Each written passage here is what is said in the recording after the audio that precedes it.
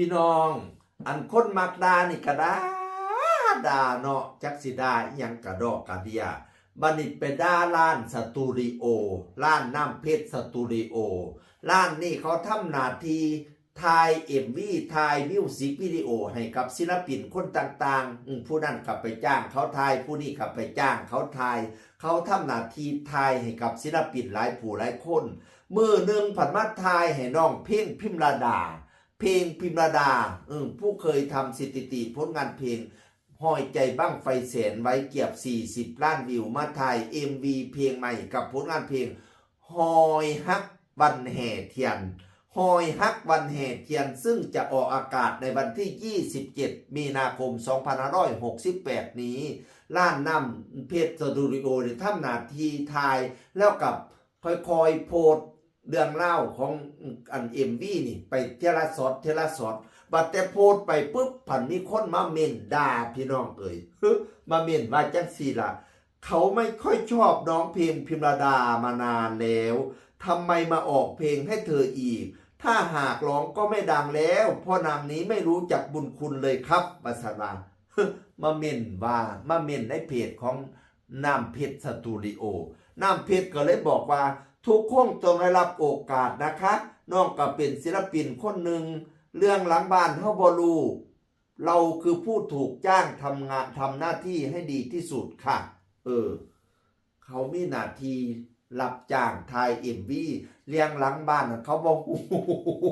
เจ้าสิมาบอกเขาเฮ็ดหยังเจ้าสิมาว่าเขาผ่านเพจนี่เฮ็ดหยังบ่ได้ว่าแต่ผู้เดียวดิอีกผู้นึงมาว่าผู้นี้แฮงว่าแห้งผู้เพเวมาแล้วมาโพสในเพจของอันน้ำเพชรสตูดิโอว่าจังซี่มาเมนในเพจน้ำเพชรสตูดิโอว่าจังซี่ล่ะอีเพ่งพิมรดาอีบ่รู้บุญคุณคนพะนะว่าเอาโพเวก็มาว่าโลดอีเพ่งพิมรดาอีบ่รู้บุญคุณคนน้ำเพชรสตูดิโอก็เลยมาตอบว่าโอ้ยก็มาเมนด่าเขาในพื้นที่ของหนูเฮ็ดหยังล่ะลูกเอ้ยบ่ชอบเขาคือบ่ไปด่าส่วนตัวอันนี้อีสันทำงานค่ะเขาทำงานมันบ่เป็นเพจพิมรดาดิมันเป็นเพจของน้ำเพชรสตูดิโอ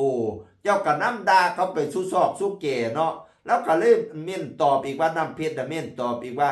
ด่าคนเหมือนไม่เคยด่าเหมือนเขาเป็นเนรคุณลุงเหมือนเป็นลูกเป็นเต้าอ่ะอัน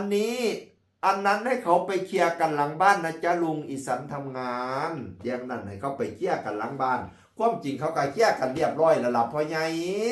เจ้าก็สิมาน้ำดาเขากระดอกกระเดียบัดที่นี่น้ำเพชรสตูดิโอก็เลยแคปหน้าจอนี่ไปเขียนโพสต์แล้วก็เขียนว่านี่มันเรื่องอะไรกันฮ่าฉันทำงานค่ะคุณลุง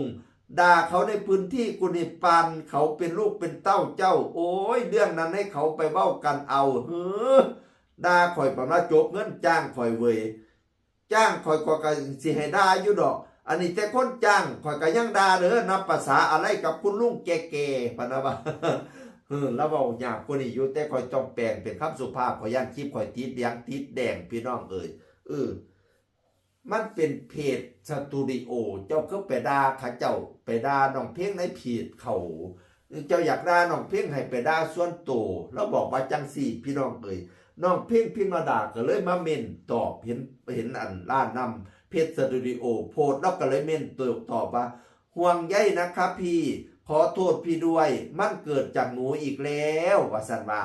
ล้านนำเพจเห็นน้องเพลงมาน้องล้านนำเพจก็เลยตอบว่าโอ้ยสิบอกว่าการทำงานบ่ผิดถูกหลอกบ่เกี่ยวกันเกี่ยวกับประสาทล้วนๆเธอต้องตั้งใจทำงานไปดีแล้วคนเม่นประสาทเอง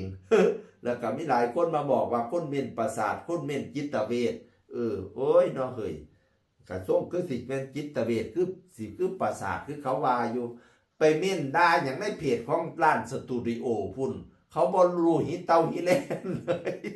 เขาบ่รู้เรื่องรู้เล่าหลังบ้านเป็นอะไรทำไมกันเขาเจ้าไปแยกกันหลังบ้านอันนี้เขามีทำหน้าที่ถ่ายสตูดิโอนี่เนี่ยถ่ายMVที่เขารับจ้างมาตั้งหากเจ้าก็สิไปน้ำดาสู้ซอกสู้แก่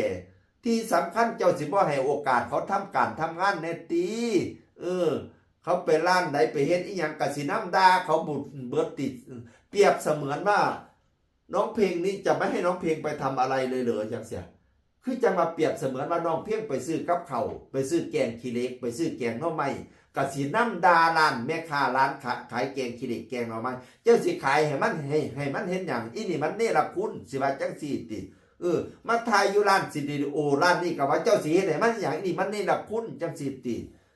ก็เลยสิบ่ให้เขาไปทางใดเลยติข่อยถามเนี่ยโอ๊ยปวดหัวมอเก่า ฉันจะเป็นลม เป็นกำลังใจให้เด้อน้องเพียงเอ้ยก็ให้เขาสู้ๆให้เขาทำงานต่อไปในเจ้าก็ได้ให้เขาเลี้ยงชีพต่อไปสันตัวเนาะสิเขาบ่อยเขาเฮ็ดหยังเสียเขานอนอยู่ซื่อๆสันติเขาต้องกินต้องใช้เด้เป็นกำลังใจให้ได้ล่ะเด้อสู้ๆต่อไปโอ้ยแต่ว่าข่อยไปเห็นมาไล่เด้อมาไล่มารู้น้องเพียงช่วงเนี่ยล่าสุดนี้ไปแสดงที่สระบุรีได้มาไล่จากบ้านฮักอีก100,000ซุปเจ้าร่วมมึงดูมันเป็นเท่าใดแล้วบ้างใดๆนั่นก็ได้100,000ก้อนหน้านี้ก็50,000โอ้ส่วนนี้ถึงว่าสิมีดราม่าแต่ว่ามาไล่มาดูจังเด้อ เป็นกำลังใจให้เด้อกำลังใจแล้วกับมาหลายอยู่พี่น้องเสียงอื่นคนเก่าเว้าสู่ฟังสวัสดีครับสวัสดีครับ